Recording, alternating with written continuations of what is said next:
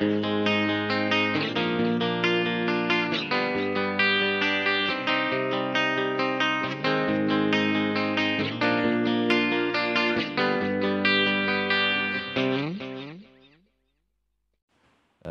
tetap optimis dan hari ini ceritanya dimuktamadkan dengan noktah yang sangat mengecewakan, Syarul.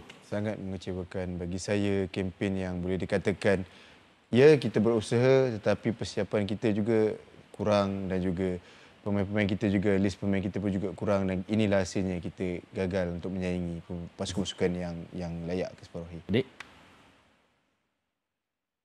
Kita deserve lah untuk tidak ke peringkat seterusnya. Wow. Kalau dari tengok dari segi performance. Yes. Kita harus muhasabah ini benda seperti kita cakap pada awal-awal dalam interview, level kita agak ketinggalan daripada segi preparations, daripada pemain-pemain yang beraksi. Mereka dah cuba yang terbaik untuk negara, tapi result bukan belakang kita. Ada pemain yang mungkin kecaman-kecaman akan terus dilemparkan oleh segelintir peminat kepada pemain-pemain. Mereka dah, kalau orang belah saya dia panggil habis meta dah. Habis dah, tak ada apa dah. Itulah yang mampu diberikan. Tetapi ya, kita nak keputusan. Tetapi lihat ke belakang bagaimana persiapan yang kita lakukan. Sebenarnya ada pemain-pemain yang macam kita selalu kita bicara dalam awal-awal sebelum start tournament ni, pemain-pemain yang dipanggil, ada sebenarnya pemain-pemain yang berhak berada dalam skuad ni, tiba-tiba antara mereka tidak ingini ataupun atas faktor lain-lain lah. Jadi sebenarnya kita sebenarnya ada satu skuad yang baik. Cuma bila kata mereka tidak dipanggil ataupun tidak menyertai pasukan negara ni, ada question mark yang banyak. Itu kita tak tahu apa yang berlaku dan Coach Tan pun kita tidak boleh menyalahkan sepenuhnya kepada Coach Tan sebab masa dan player yang dia ada tidak dapat membantu pasukan negara dalam tournament yang carnival macam ni. Saya setuju dengan Syukur sebab bagi saya kita ada pool of player yang baik dan juga pemain-pemain yang cukup minit juga bermain aksi yang baik seperti pemain yang kita pernah bincangkan. Tetapi itu sebenarnya kenapa mereka tidak dibawa dan juga kenapa macam ini. Banyak kenapa kan. Itu sebenarnya persoalan dia untuk pasukan kebangsaan. Sampai di stesen minyak pun, saya ditanya kenapa player ni tak dibawa. Macam mana nak jawab? Saya pun tak tahu jawapan dia. Kita pun tak tahu jawapan dia. Dia kalau tanyakan setiap orang mesti ada pendapat masing-masing kan. Untuk saya, setiap pemain dia ada kelebihan dia masing-masing. Cuma dalam keadaan sekarang ni mungkin question mark macam Syukur cakap, kenapa player ni sepatutnya ada tapi tidak ada.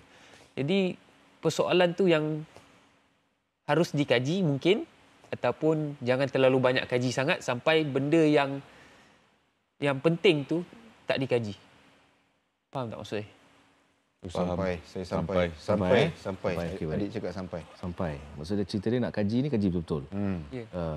Kita tiada masa. Jangan ada selindung-selindung lah. Kita sudah tiada masa lagi untuk bercerita tentang zaman itu dan zaman itu. Kerana bola sepak ini sudah meninggalkan kita agak jauh sebenarnya, Syukur. Lately ni lah. Sebenarnya skuad 2019 tu ada salah satu yang kita yang akan bawa ke hadapan punya tim. Tapi kebanyakan skuad yang 2019 tu juga perancangan Coach Tan tu tiada dalam skuad. Tidak terlalu banyak yang ada yang dalam skuad ni.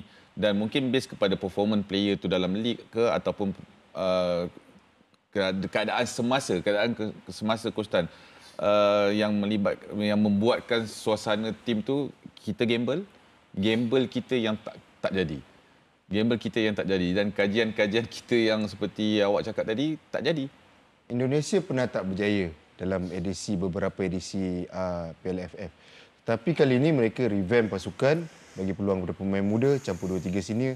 Hasilnya, organize, kita fokus kepada pasukan kebangsaan mereka berjaya.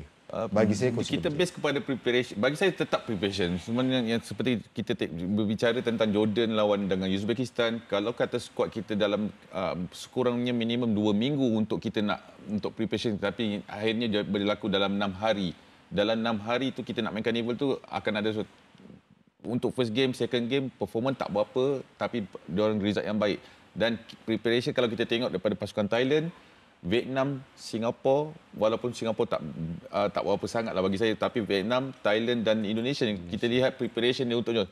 Thailand terutamanya membawa kebanyakannya skuad 2014 tu, majoriti skuad yang champion tu berada dalam skuad dan memanggil semua pemain dan mereka sanggup beraksi untuk pasukan negara. Itu yang lebih penting.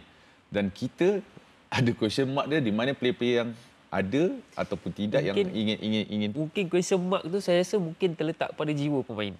Kalau awak dipanggil untuk Mungkin saya rasa maksud saya question mark tu jiwa pemain tu, adakah pemain tu mau datang ataupun tidak? ataupun datang sekadar something yang tak, mungkin dia datang tapi tak ada jiwa. Saya cakap satu terus, saya cakap skuad 2018 mungkin tim tu ada jiwa untuk main sampai ke final. Preparation dan ada jiwa. Conclusion. Apakah kita saja yang memikirkan tentang jiwa? Sedangkan pihak-pihak lain terus memikirkan tentang jiwa mereka, bukan jiwa bola sepak.